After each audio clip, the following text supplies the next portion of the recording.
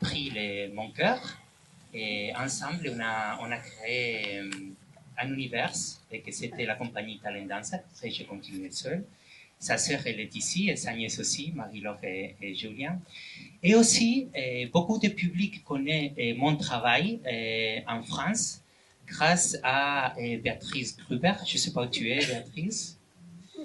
Béatrice Gruber, elle est quelqu'un de très spécial. Elle adore la danse. Sa vie, c'est la danse, et la danse espagnole en particulier. Elle a fait tourner plein de compagnies espagnoles, de danse espagnole et de flamenco par la France. Et c'est grâce à elle que je parle français. Pas très bien. J'essayais mon mieux. Je dis je sais pas, 1000 fois vraiment, vraiment, vraiment, tout le temps dans le film. Mais bon, c'est grâce à elle que j'ai un très très bon repère de la France et que mon travail est connu en France. Et c'est pas que notre travail comme danseur ou chorégraphe, c'est aussi le travail de gens qui nous ouvrent l'opportunité de rentrer dans des théâtres, dans des pays différents. C'est grâce à eux et c'est grâce à son valeur et c'est grâce à son amour pour la danse qu'on a la possibilité de voyager et de faire connaître par tout le monde la danse. J'espère que vous avez connu un petit peu plus de la danse espagnole. Jean-Marie, encore, merci beaucoup. Et c'était des conditions très difficiles pour filmer ce film parce que moi, j'étais hyper stressé parce qu'on avait la première de ce spectacle, on avait plein de projets en même temps. Et vous avez vu, je ne peux pas arrêter. Je ne peux pas arrêter parce que je veux, comme vous avez vu, je ne sais pas si vous avez remarqué, une des danseuses, elle fait un peu gitane, elle est musclée, on dirait un homme. Et vous l'avez vu danser flamenco. Pardon que ça. Non, mais c'est ça que pour moi c'est intéressant dans ce film, c'est qu'on l'a vu danser flamenco avec les costumes typiques flamenco en rouge, avec sa expression, et on dirait qu'il va nous tuer. Mais en même temps, elle est avec une robe de nuit de designateur Juan Tuyos. J'étais très critiqué, on peut dire critiqué, par les puristes du monde de la danse espagnole. Très critiqué. Très, très critiqué. Parce que j'ai mis les danseuses du Ballet National d'Espagne dans un passerelle de mode. Qu'est-ce que c'est ça, les danseuses du Ballet National d'Espagne? Et tu peux aimer, tu peux pas aimer. Mais le résultat, c'est qu'on a eu une répercussion médiatique au monde entier, valorisée en 3 500 000 euros. Et ça, c'est l'important. Il y a des gens de tout le monde, ils sont vus des danseuses, des danses espagnoles, habillées avec un costumier espagnol, jouer les castagnets. Peut-être c'est la première fois qu'ils sont vus jouer les castagnets. Pour moi, ça, c'est l'important. Et c'est comme ça que je pense que la culture progresse. Il faut avoir des risques, il faut risquer. Des fois, tu te trompes, des fois, tu ne te trompes pas. Mais au moins, je pense que là, vous avez connu un petit peu plus de la danse espagnole et un petit peu plus de notre vie et de notre corps. Moi, je pense que ça, c'est important. C'est un message pour vous aussi. Il faut risquer dans la vie, il faut respecter, surtout, bien sûr, il faut respecter les bases. Je respecte beaucoup mes maîtres et j'ai eu la chance d'avoir les meilleurs maîtres que j'ai pu avoir. Mais aussi, il faut regarder et il faut être généreux avec le public et il faut actualiser notre langage pour faire comprendre et pour faire facile la compréhension de notre art.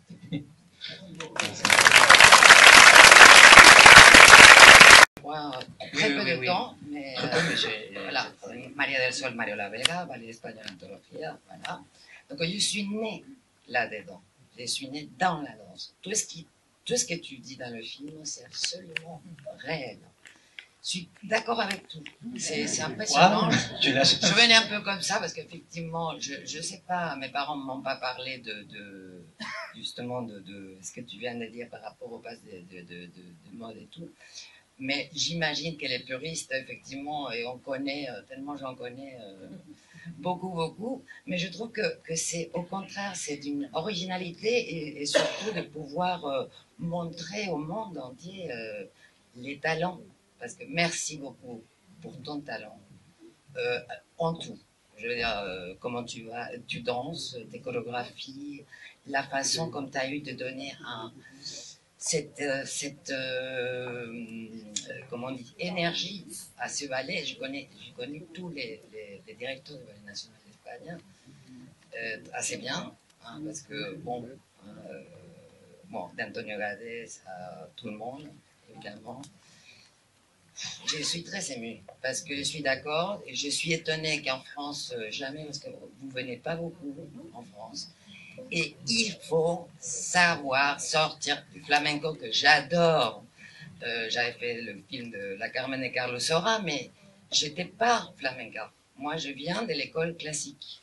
Et effectivement, j'ai appris le classique, j'ai fait toutes les danses régionales qu'on puisse imaginer. Donc, je suis ravie que ce ballet soit le vrai ballet national d'Espagne. Enfin, je suis très, très contente. Mais il faut qu'elle vienne. Donc, il faut un impresario, pas un distributeur, mais un impresario. C'est pas possible que les Moseyev viennent et que le Ballet National d'Espagne, avec la Escuela Bolera, qui ici est pas connue du tout, comme tu dis, et qui est un bijou de notre danse. Donc, merde. Merci, Laura. J'ai fait la direction. Donc, tu parles des entreprises, en fait. Entreprises. Des grandes entreprises. Pour ça. Oui, voilà. C'est comme France Télécom. Oui, c'est pour ça. Il utilise la façon de diriger au groupe d'artistes avec. Parce que les danseurs, vous ne pouvez pas imaginer. Hein, c'est difficile. C'est très difficile. Ils ont des égos. Il y a beaucoup d'ego et on travaille avec nos corps et on travaille 6 heures par jour en face à un miroir. Non, on n'est pas bien payé du tout. Non. Bon, c'est pas vrai du tout. Les pauvres danseurs, ils sont les meilleurs, ils sont pas bien payés du tout. C'est beaucoup mieux payé les footballeurs. Beaucoup plus. Et pour moi, ils font beaucoup plus d'efforts que les footballeurs. Alors, voilà, ils sont... Voilà. Pas rentrer dans ça parce que... Mais c'est vrai que maintenant, je pense que la société, pour faire bouger la société, pour faire progresser la société, il faut les émotions. Vraiment. Et pour les petits aussi. Et les parents, quand ils font l'éducation des petits, il faut les émotions. L'émotion, on le disait ce matin, parce qu'on a passé un film ce matin dans notre Different Junior, que vous êtes invités tous les matins à 10h du matin, on passe un film différent. Et justement, il y avait quelqu'un qui disait, et le réalisateur disait, que les émotions étaient le patrimoine socialement de la femme, pas de l'homme. Et quand la femme pleurait, tout le monde allait la consoler, et quand l'homme pleurait, il disait non, attention, un homme ne pleure pas. Et que c'était vraiment encore du chemin à faire à ce niveau-là. Il y a énormément de chemin à faire à ce niveau-là. Je ne sais pas si ça rejoint un peu ce que tu dis aussi. Oui, et c'est la même chose que les garçons hein, dans la danse. Bon, c'est pas pareil. Oui. Moi, mon objectif, c'est faire rentrer la danse au plus petit. C'est pour ça qu'on fait beaucoup de spectacles aussi pour les petits, pour les faire connaître la danse. Et je peux te dire que quand les petits viennent voir les répétitions du Ballet National d'Espagne, il y a des petits, des garçons, avec 6 ans, 7 ans, qui sont les larmes aux yeux quand ils veulent ça. Et ça, c'est formidable. Vous les invitez à voir les répétitions? Oui, il faut faire rentrer ça aux petits. Vous les invitez aux répétitions? Oui, bien sûr. Et on fait aussi des actions solidaires avec des gens avec discapacité intellectuelle et voir comment ils bougent, comme toute l'énergie qu'ils dégagent quand ils dansent. Il ne faut pas qu'ils fassent une bonne technique, mais quand ils dansent, c'est vraiment magnifique.